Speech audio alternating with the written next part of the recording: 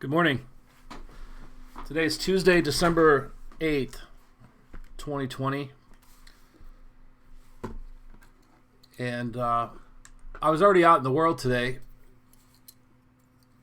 encountering people, talking to them. And man, it's really rough. It's really rough to see people under such mind control. It's astounding. It's grievous. Now, I'm not one who's into self-murder, which is what I refer to suicide as, and I want to live every day that I'm allotted. But there are flashes and moments where you don't want to live like this. When is this going to let up? Now, it's nothing compared to the troubles and tribulations and trials in times past, which I'm going to touch upon in a minute. Things in even recent history or even going on right now in places on the earth. But perhaps for me and who I am and how I'm made, some things are even more vexatious than a lot of people who maybe find it easy to go along to get along with some of these things, which for me are so repulsive. And I can extrapolate where they're going and what they mean. And it occurs to me like in a flash. I can just see the whole vista. And maybe that's why it really weighs heavy on me, where I'm hardly out in the world for an hour and a half, 2 hours, and encounter some things that just I'm trying to get back on track for the day. And what that really comes down to is you got to cast your cares upon the Lord, because His yoke is easy and His burden is light. And when we're under the weight of the world, number one, we're no match for. We're not designed for that. We're not designed for that. So today I want to read Psalm 2. It's a short psalm, and talk about a couple of things about it that earlier today, very early, I was reading about. But Psalm 2 starts, "Why do the heathen rage and the people imagine a vain thing?" There's a lot of applications for that, isn't there? We can talk about strong delusion or deception. Why do they imagine a vain thing? There's a lot of ways to look at that. But the kings of the earth set themselves, and the rulers take counsel together against the Lord and against His anointed, saying, "Let us break their bands asunder and cast away their cords from us. He that sitteth in the heavens shall laugh, and the Lord shall have them in derision. Then shall He speak unto them in His wrath, and vex them in His sore displeasure. Yet have I set my king upon my holy hill of Zion. I will declare the decree. The Lord hath said unto me, Thou art my son, this day have I begotten thee. Ask of me, and I shall give thee the heathen for thy inheritance, and the uttermost parts of the earth for thy possession. Thou shalt break them with a rod of iron. Thou shalt dash them in pieces like a potter's vessel. Be wise now, therefore, O ye kings, and be instructed, ye judges of the earth.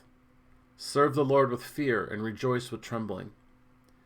Kiss the Son, lest He be angry, and you perish from the way, when His wrath is kindled but a little. Blessed are all they that put their trust in Him." Well, I put my trust in Him, and I hope you do too, for your salvation, and also for all the plans of your life, for your provision, for your protection, whether it's from getting sick or paying your bills on time, having food to eat, all these things. It's interesting. It says, "Kiss the Son, lest He be angry." All it takes is something so light as a kiss, and His sore displeasure is lifted. How about that? because he's merciful. He's not willing that any should perish, right? Well, the kings of the earth set themselves, and the rulers take counsel together. Ladies and gentlemen, that's a conspiracy against the Lord. That's what it's always all about. It's against righteousness. It's against equitableness towards your fellow man. They're conspiring to control, to deceive, to usurp, to steal, to kill, to murder, to rob, to acquire, to subject people. And against his anointed. Who is that? Well, firstly, his son, who was crucified for your sins and mine. And they conspired. That was a conspiracy. Don't accept conspiracy theory. Yeah, of course, sometimes you have to wonder about things, and I guess you could call that theory. Like, you start to put things together, but look at the evidence. Be a conspiracy scientist, Conspiracies become a dirty word on purpose. It's not. It's been going on forever. And there's a conspiracy to make conspiracy a dirty word. It's almost like calling someone a racist, to call someone a conspiracy theorist. They conspired to kill Christ. They're conspiring now against his anointed. Even the subjection of the United States, the destruction of the United States to turn it over to a satanic communist type of a country or nation, and it's well on its way, is about crushing freedom of speech. It's about crushing divine rights to liberty. Where the Spirit of the Lord is, there is liberty, Bible say, right? Freedom of religion. Unfortunately, they didn't have the foresight to say, that means expressions of biblical religion, not doctrines of demons. But back then, who could have imagined what was coming? All the conspiracies to infiltrate, which has happened. Jesuits infiltrating the seminaries, universities being infiltrated. Universities used to be places where most of the universities founded in the United States were founded as Christian institutions or by Christians, and faith was a big part of the campus life. And the framework of understanding the world was through a biblical worldview at one point in time, early. Anyway, let me get into it. I want to read to you something by from the year 1647, Joseph Carroll. And in the verse in Psalm 2 where it says, why do the heathen rage and the people imagine a vain thing? Verse 1. Well, I'm going to tell you about Diocletian of the Roman Empire.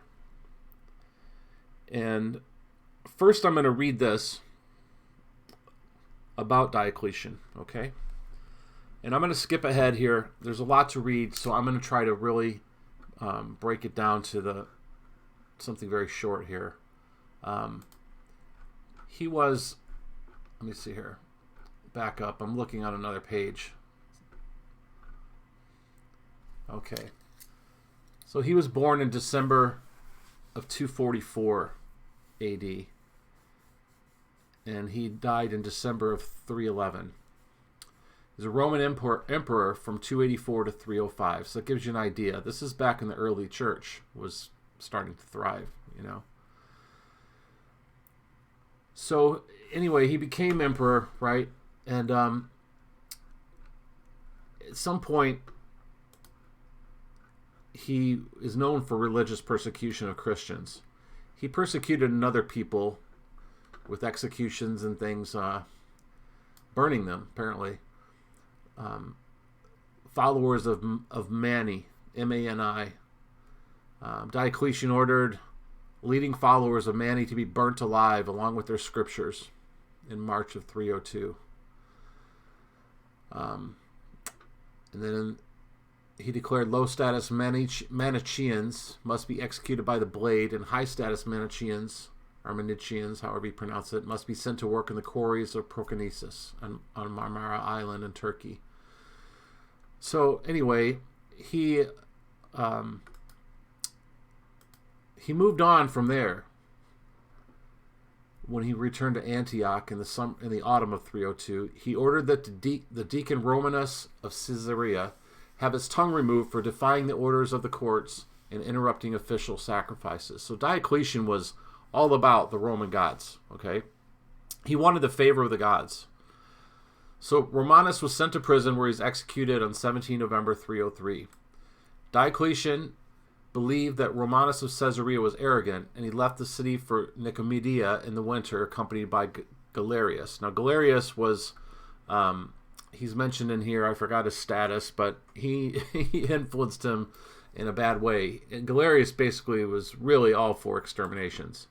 According to Lactantius, Diocletian and Galerius entered into an argument over imperial policy towards Christians while wintering in Nicomedia in 302. Diocletian argued that forbidding Christians from the bureaucracy and military would be sufficient to appease the gods. Just make life hard for them, don't let them into our society, But Galerius pushed for extermination. The two men sought the advice of the oracle of Apollo at Didyma, I don't know how to pronounce some of these words. I didn't spend a lot of time researching this, so you're on your own there.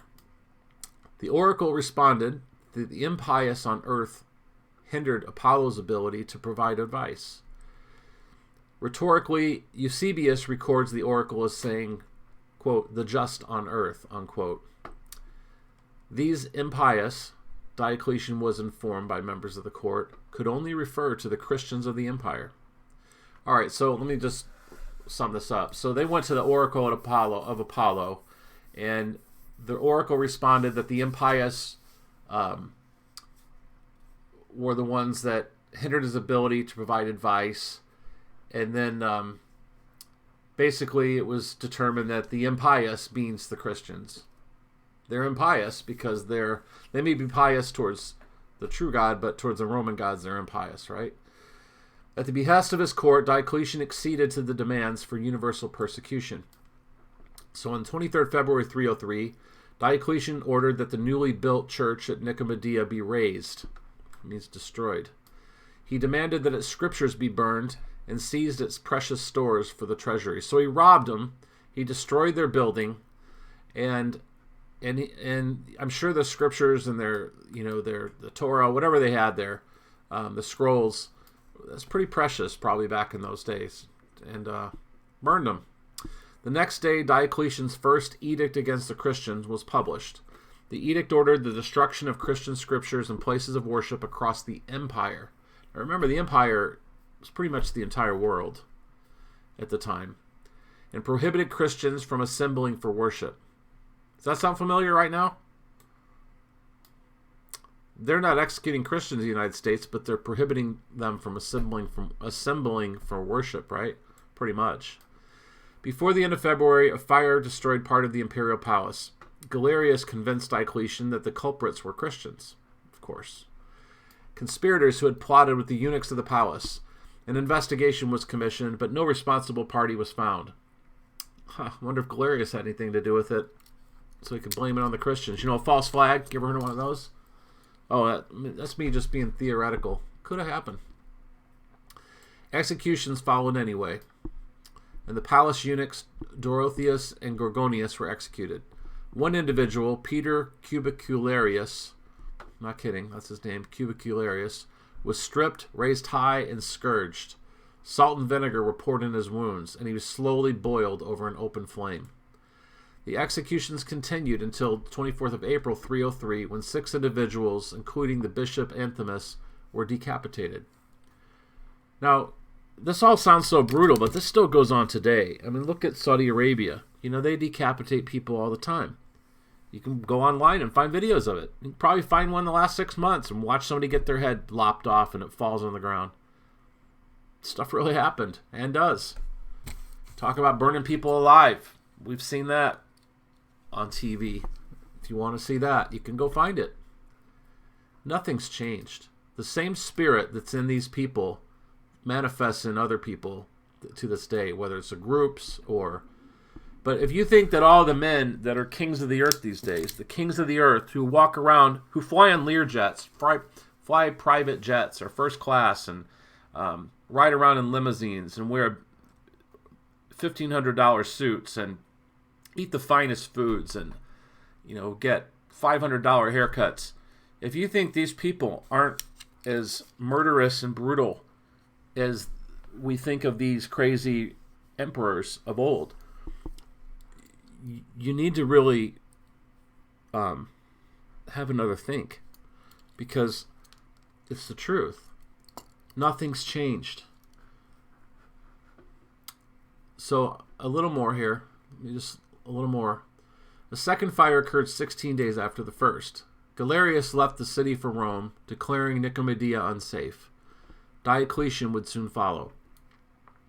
Although further persecutory edicts followed, compelling the arrest of the Christian clergy and universal acts of sacrifice, meaning when they killed the Christians, that was a sacrifice to their gods. The persecutory edicts were ultimately unsuccessful. Most Christians escaped punishment, and pagans too were generally unsympathetic to the persecution. The martyrs' suffering strengthened the resolve of their fellow Christians. And that always happens, in China where the church is persecuted or other places. One thing I try to do, and I hope you do the same, is that through all the things that are happening, the imminence of what I believe is literally the end time Revelation, chapter of Revelation, the apocalypse of Jesus Christ, the revelation of Jesus Christ, the end of the book. This vaccination is the mark of the beast. It's the beast system, and it's putting its mark in people with all kinds of strange technology and strange things that they can do with what they inject in you. It's not about your wellness, right? And but this is a time to purify ourselves, to become strong in the Lord, to let the sin that easily besets us, to cast it aside, whatever you've struggled with, to really just say, I've got to really mount up here. I've got to gird up my loins, so to speak. I've got to get in shape mentally, physically, spiritually, because things are coming down, and they're coming down fast. Helter skelter. Okay? All right. A little more here. So, the martyrs' suffering strengthened the resolve of their fellow Christians. Constantius and Maximian did not apply the later persecutory edicts and left the Christians of the West unharmed. Galerius rescinded the edict in 311, announcing that the persecution had failed to bring Christians back to traditional religion. And it always will. Christians will be faithful unto death. Those who have the true Spirit of Christ, who have the Holy Spirit, they love their life not unto death, meaning they will give up their life. And when it comes to taking this vaccine, it already is on the books, and they're talking about children can't go to school. None of this stuff's in effect yet. The only one that's in effect, I think, is Qantas Airlines, who announced that international flights in and out of Australia on their airlines, you can't fly them unless you can show that you've been vaccinated when the vaccine becomes available. I think that's now their policy. And they also have said that they believe other airlines will follow suit. Well, that discussion is out there and has been, I'm sure, for some time, as long as they've been stoking the fires of fear and paranoia. People want to be vaccinated or want everyone around them to be vaccinated. So now they're talking in places of people not being able to go to school, children, unless they can show they've been vaccinated. And I'm sure there's going to be workplaces, same thing. And then what happens when you can't come into our grocery store unless you can show on your phone on a QR code or something that you've been vaccinated. And they'll have sophisticated technology to show that that it's not just like your driver's license or money, that it's not counterfeit. It's not a counterfeit proof. What happens then? Do you love your life on this earth and all your comforts and all the things? Do you love your money and the things you can do? Go to concerts, go to movies, go to the mall. Well, you used to be able to do. Do you love it? Do you love your life unto death? Or do you not love your life unto death? Meaning you'd rather die than go along with where Satan's leading you, or what he wants to do with you. So, anyway, moving on, just a few more sentences here. Let's see here. The temporary apostasy of some Christians and the surrendering of scriptures during the persecution played a major role in the subsequent Donatist controversy, which I don't know what that is. I'd have to look that up. Within 25 years of the persecution's inauguration, this is remember, this is official edicts coming from the government of the world government. What do we have these days? The world government. What is WHO? WHO, the World Health Organization. It's effectively a world government. And they're dictating policies to governments through their findings, through their recommendations around the world. And it's very mild in a sense, but nevertheless, you can't underestimate the power of prohibiting people from worshiping. I actually will tell you, I'll posit this. It's a good thing. Separates the chaff from the wheat, the sheep from the goats. Those who are recognize what's going on, who have ears to hear and eyes to see, they're doubling down. They're getting more serious. They realize what's happening. They're not letting it hinder their fellowship with God or whatnot. They're maybe going to some Zoom meetings or whatnot, but they're realizing these are end times, because what they're trying to do is stop people from meeting together. What's the Bible say? Where 2 or 3 are gathered in my name, there am I also. So fellowship and to not forsake the gathering together of the saints. Fellowship between Christians, people who follow the way, people who are born again, people who have the Holy Spirit, is extremely important. It's extremely important. And there's power in it, right? There's power when you open the book and you have a little Bible study or something with somebody, or you pray with someone, or pray for someone. And another thing about fellowship in Christ is it brings people together who would otherwise not really have relationships. You have people of all different ages, backgrounds, social status, education, but they have something in common. They're all sinners saved by Christ. And they're made family by Christ.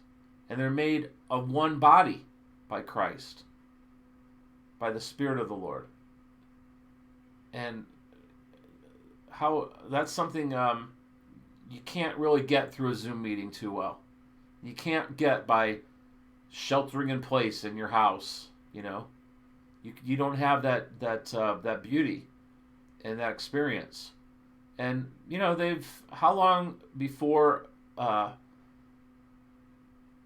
many months of keeping people from fellowshipping where people they're going to stop giving to their church, or they sort of lose touch with people, or they replace their Sundays or Saturdays or whenever they want to meet, or whenever they meet, with other activities. It's a weakening. It's definitely a blow. Let's put it that way. All right. Well, I'm going too long here because I haven't even gotten to what I started this for. So anyway,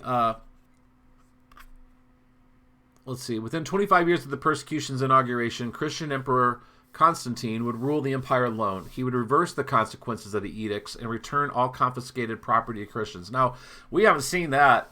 Arguably we have. Christians are persecuted in this country and in other places in the world. They are. That never stops.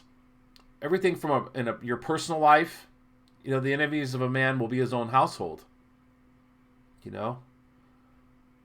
All the way up through the systems and the hierarchy, power structure of the world, from where you work. If you have the Spirit of the Lord in you, and you are salt and light in your environment, in your relationships, to whatever degree, in whatever situation, whenever the Spirit moves you and uses you in a situation to speak truth, for example, or something like that, you'll suffer, generally. Under Constantine's rule, Christianity would become the empire's preferred religion. Diocletian was demonized by his Christian successors. Lactantius intimated that Diocletian's ascendancy heralded the apocalypse. And in Serbian mythology, Diocletian is remembered as a duck. I can't read. I'm sorry. The screen is super bright where I am here. I can't read the word. Dukljan. I don't know how to pronounce it. Dukljan, and the adversary of God. At any rate, let me read you what I read you the background of Diocletian for, which is something that Joseph Carroll, I don't know much about him. He may have been a theologian. He may have been a traveling preacher or something in Europe. But in 1647, he wrote this of verse 1, where the people imagine a vain thing. A medal, M-E-D-A-L, okay? A medal was struck by Diocletian, which still remains bearing the inscription, quote, the name of Christians being extinguished, unquote. And in Spain, 2 monumental pillars were raised, on which were written, 1, quote, Diocletian, Jovian, Maximian, Herculeus, Caesarius, let's say Caesar. It's Caesar with an E-S. Augusti, for having extended the Roman Empire in the east and the west, and for having extinguished the name of Christians, who brought the Republic to ruin. And number 2, the second pillar, Diocletian, Jovian, Maximian, Herculeus, Caesarius, Augusti, for having adopted Galerius in the east, for having everywhere abolished the superstition of Christ, for having extended the worship of the gods. As the modern writer has elegantly observed, we have here a monument raised by paganism over the grave of its vanquished foe. But in this, the people imagined a vain thing. So far from being deceased, Christianity was on the eve of its final and permanent triumph, and the stone guarded a sepulchre empty as the urn which Electra washed with her tears. Neither in Spain nor elsewhere can be pointed out the burial place of Christianity. It is not, for the living have no tomb. I'm not sure if you grasped all that by my reading and enunciation of that, but basically Diocletian erected monuments commemorating the extinguishing of Christianity. And basically it was on the eve of Christianity's permanent triumph. And there is no tomb where the living are. The living have no tomb. Because you can't point out where Christianity was buried, even though he tried to make a place for it.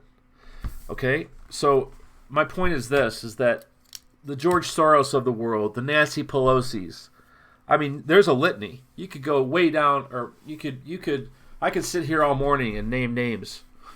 The usual lineup we see in our faces every day, who are just vile, loathsome people who are really, they have an appearance of doing good, but it's like one way they look, the other way they steer. And they're just disgusting people. And some are blatant about what they're trying to do. Some are just out in the open, blatant about it.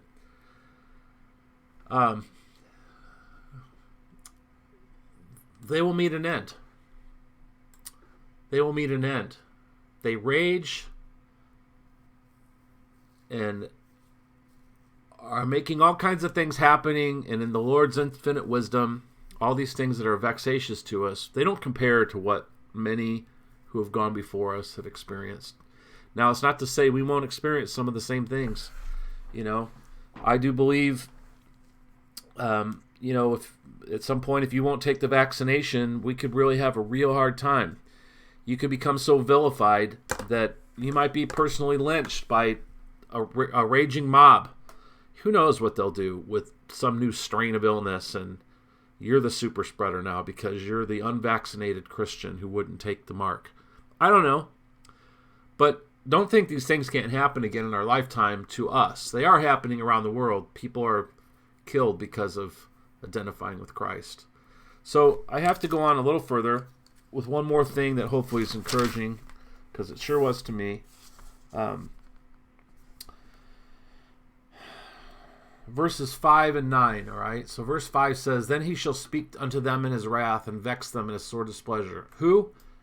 I can't, again, I can't say whether someone on the end won't be saved or not. This isn't a salvation thing, but you look at people like, as he's known, Creepy Joe Biden, the sniffer. He has there's a lot of indications the guy's a pedophile. I don't know. Sure has bad optics in that department, let me tell you. And it's not unknown in those corridors of power around the world. It's no conspiracy theory. There's people that are in those places that are very much into that. It's a fact. There's evidence for it. And in verse 9, he says he'll break them with a rod of iron and dash them in pieces like a potter's vessel. And a potter's vessel is dashed to pieces. There's no putting it back together. It's done. That's smashed. All right, so let me read this. "It is easy for God to destroy his foes. Behold Pharaoh, his wise men, his hosts, and his horses plowing and plunging, and sinking like lead in the Red Sea." Now remember how he persecuted the people for years, decades. But what happened? What happened in the end? Vanquished. And it was easy for God to do. So all our times are in the Lord's hands, right? Now here is the end of one of the greatest plots ever formed against God's chosen. Of 30 Roman emperors, governors of provinces, and others high in office. And that's what we're dealing with. People high in office who are passing down their abusive policies all the way down to the man on the street. Okay? And you and me. Of 30 Roman empires, governors of provinces, and others high in office who distinguished themselves by their zeal and bitterness in persecuting the early Christians, one became speedily deranged after some atrocious cruelty. So he did something horrendous and he became deranged in his head. He went crazy, right? One was slain by his own son. One became blind. The eyes of one started out of his head. One was drowned. One was strangled. I'm going to go through all 30 of these. 30. All of them who were Christian persecutors of Christians. Excuse me. They weren't Christian persecutors. They're persecutors of Christians. One died in miserable captivity. One fell dead in a manner that will not hear recital. So I don't know what that is. Somebody died in a way that was too horrific to repeat. One died of so loathsome a disease that several of his physicians were put to death because they could not abide the stench that filled his room. Yuck. Think about that. These guys couldn't stand to go in the room. He smelled so bad because of the disease that afflicted him, and to the point that they refused rather being put to death. How about that? This wasn't made up. 2 committed suicide. A third attempted it, but they had to call for help to finish the work. Can you imagine being that? You cannot kill yourself, but you command someone else to help you finish the job. You're so determined. That's desperate. That's somebody. I don't know how to. I can't even talk about it. All right. 5 were assassinated by their own people or servants. That's something to consider. Some of these people in the halls of power, I was just having this discussion with someone the other day. that, there are good people in the, I don't know, and God has his people everywhere. And there are good people everywhere, or patriotic people, or however you want to look at the kind of quality of person I'm talking about, who are next to these people, and they know that they are doing things that are horrific. And, who knows that one of these people, it may just behoove them at some point to say, you know what, I have this opportunity. This man or this woman is so evil. And they take him out. These people are not secure. They may think they're secure. They may surround themselves with people who think, but betrayal is a moment away. It's a revelation away. And who can open the mind of the Lord can cause someone to fall upon their own sword. I firmly believe, I think I've even said this before in a video or a message like this, that, a lot of the times these people who go on these rampages and all of a sudden they just kill themselves. I think many times that was never their plan. But they begin this evil. They're allowed to go so far for whatever reason, again, in God's infinite wisdom. But suddenly they're overpowered within themselves. They turn on themselves and murder themselves. And there's nothing they can do about it.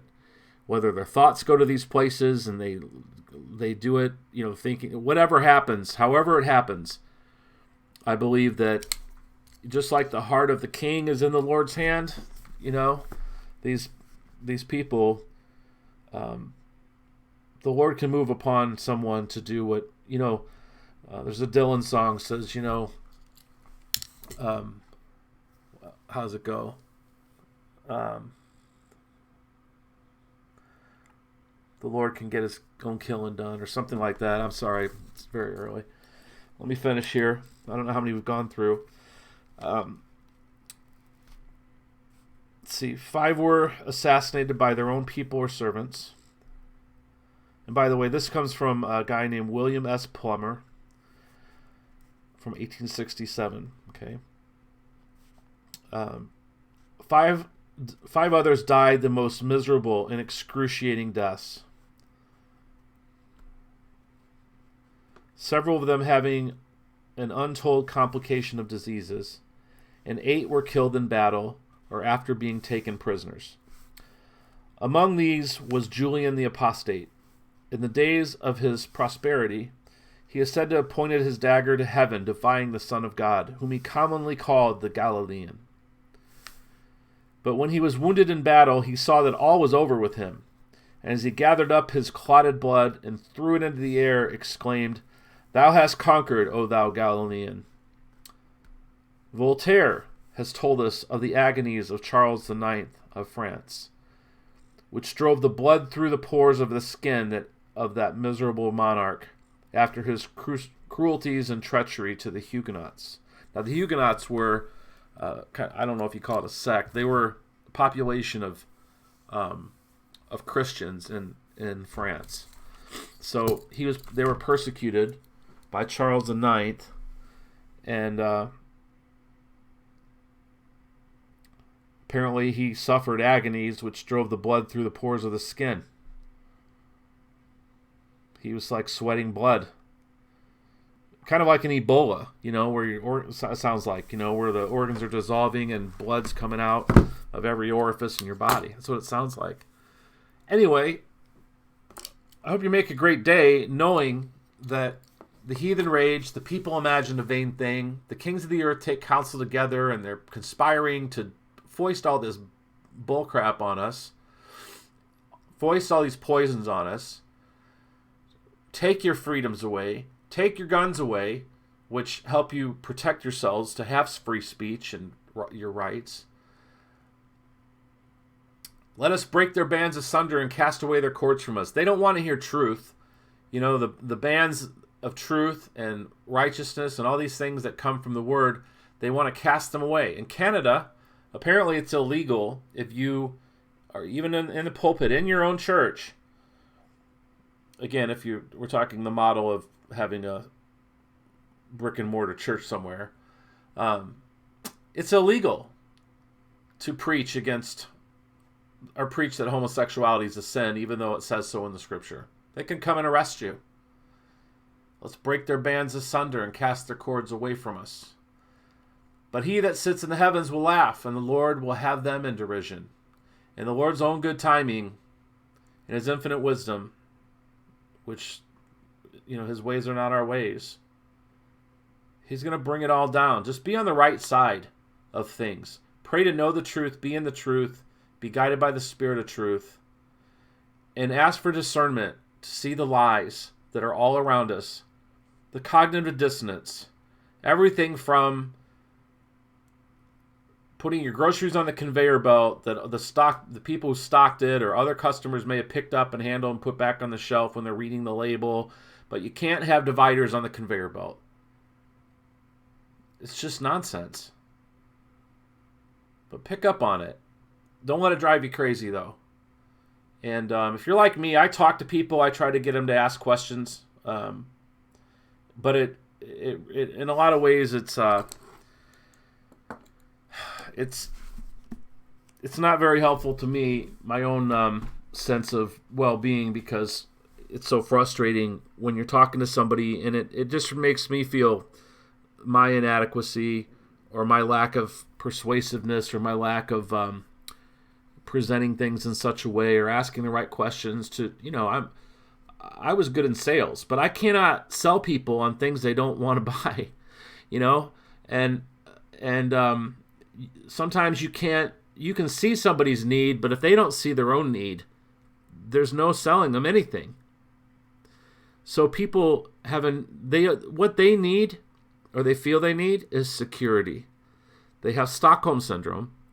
They believe their God is the state, whether they know it or not. They believe that the authority figures, whether it's their boss at work, their mom or dad at home, their teacher or principal at school, the governor of the state, the mayor of the town, the health commissioner, whoever, that they are looking out for them, that they know best, because they're conditioned to trust the tyranny of the experts. And their sense, they don't even know what they need. In their mind, they need those people. They need that security. Only the Lord can show us that our security is in Him and Him alone. And there's security in knowing and believing the truth, not in lies. There's no security in lies. No security in lies. Anyhow, there you go. Make a great day. Thanks for coming out. See you later.